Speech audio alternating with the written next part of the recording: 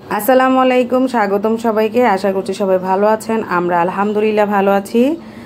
দেখতেই পাচ্ছেন এগুলো কি বলেন তো? এগুলো হলো ওর বড়ই।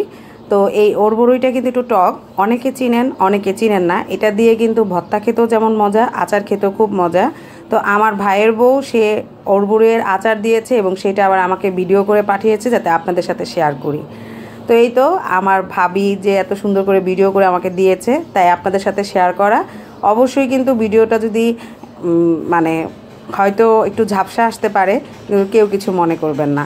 তো এই তো সরিষার তেল দিয়ে দিয়েছে আস্ত রসুন কিছুটা।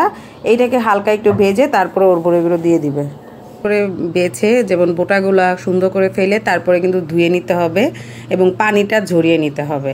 এই তো এখন রসুনটা হালকা ভেজে আসলেই তারপরে ওর বড়িগুলো দিয়ে দিব।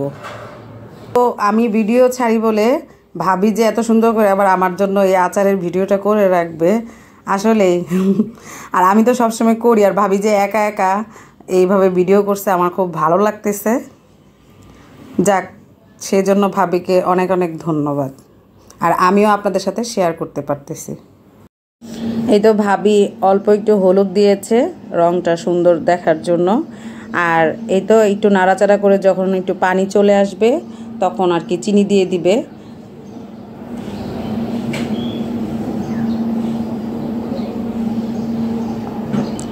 চিনিটা হয়তো নিজেদের আন্দাজ অনুযায়ী, মানে টক বেশি মানে মিষ্টি বেশি খেতে চাইলে মিষ্টি দিবেন বেশি, আর মিষ্টি কম খেতে চাইলে মিষ্টিটা কম দিবেন আর কি। এই তো।